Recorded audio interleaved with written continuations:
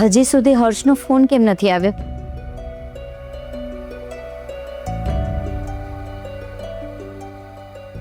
તું આવી ગયો? શ્રેયાને ના લાવ્યો? અરે હું એને લઈને આવવાનો જ હતો, પણ એનો એના નાની સાથે સાંજનો કોઈ પ્રોગ્રામ હતો. મેં એને ઘણી સમજાવી તો મને કહે છે મેં નાનીને પ્રોમિસ આપ્યું છે, તમે કહો તો તોડી નાખું. મારી પાસે એની વાતનો કોઈ જવાબ નહોતો. અને આમ પણ નીતિ નિયમ અને વચનમાં એ એની દાદી પર ગઈ છે. બધી વાતમાં દાદી પર ના જાય તો સારું. તે કંઈ કહ્યું? ના ના, કંઈ નથી કહ્યું. અચ્છા નીલા, એક કામ કરને, મારા માટે એક સ્ટ્રોંગ કોફી બનાવ ને. ભાભી, એક મારા માટે પણ બનાવજો ને. હા.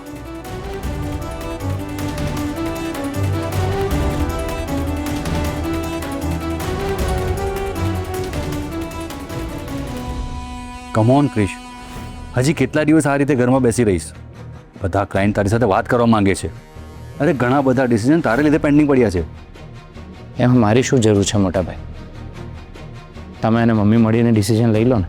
એમ પણ મારો ઓપિનિયન માનવા તમારા બંનેમાંથી કોઈ તૈયાર નથી. તારું કયું ઓપિનિયન નથી માન્યું ક્રિશ? બધું તો તારા કયા પ્રમાણે ચાલે છે? જો બધી જ વાતો મારી માનીને ચાલો છો તો પછી એકવાર રાધા અને શૌર્યને સાથે રાખીને ગેરસમજનો ખુલાસો કરવામાં શું વાંધો છે મોટા ભાઈ? એક વખત હું તારી વાત માની લઈશ, પણ મમ્મી એમને કોણ સમજાવશે? તમે. શું? હા મોટા ભાઈ, એ હવે મારા કરતાં વધારે તમારા પર ભરોસો કરે છે. હા પણ ભાઈ, મેં આજ સુધી તમારી પાસેથી કંઈ જ નથી માંગ્યું. આજે એક નાનકડી રિક્વેસ્ટ કરું છું. પ્લીઝ પ્લીઝ મમ્મીને આ વાત માટે મનાવી લો.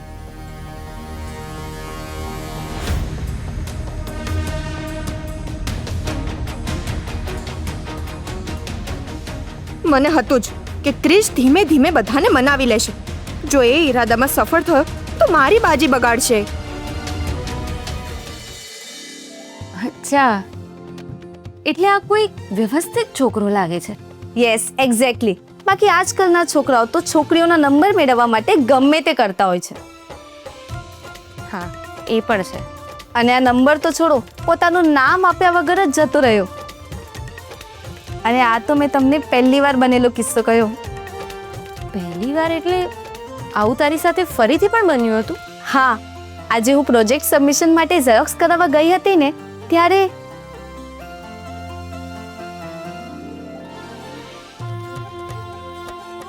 અરે વાહ, એટલે બીજી વાર પણ એ જ છોકરો તારી હેલ્પ કરવા માટે આવ્યો? હા. હવે તમે જ મને કહો કે આને હું કોઇન્સિડન્સ સમજું કે પછી ના ના, એવું કાંઈ નથી.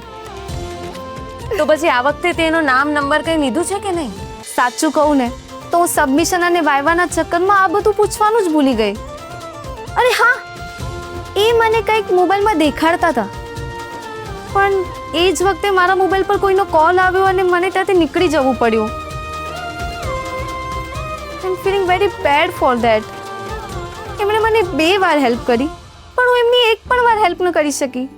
અરે આમાં ઉદાસ ના થઈશ. જો આ એક જ વ્યક્તિએ 2 વાર તારી હેલ્પ કરી છે, એનો અર્થ કે આ ભગવાનનો કોઈ સંકેત હોઈ શકે છે. વોટ? રિયલી? એવું કંઈ હોઈ શકે છે? હા. Thank you so much. મને તમારી સાથે વાત કરીને બહુ સારું લાગ્યું. તો પછી આ વાત પર એક મસ્ત કોફી થઈ જાય? ના, તમે બેસો, હું બનાવી આવું છું. ના ના, તું બેસ. તું થાકીને આવી છે ને, ફ્રેશ થઈ જા. એટલી વારમાં હું કોફી બનાવી આવું, ઠીક છે?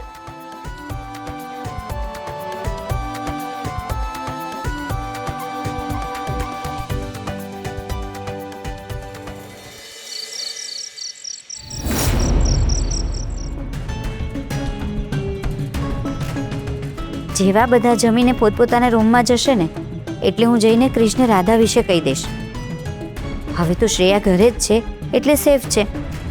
મને ધમકી આપવા વાળો ગમે તે હોય એ હવે કંઈ નહીં કરી શકે.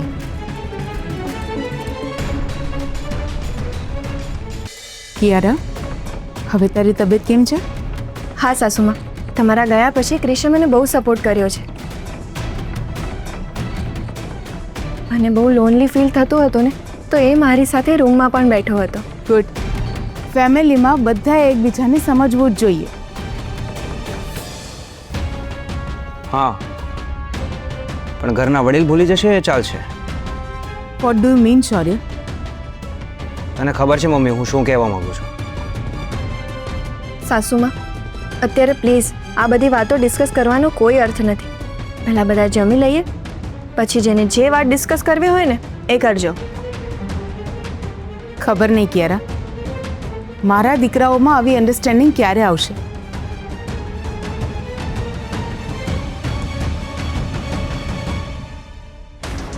કિયારાના લીધે બધું મિસઅન્ડરસ્ટેન્ડિંગ ક્રિએટ થયું છે અને હવે એ જ મમ્મીની વાલી બનવા જાય છે.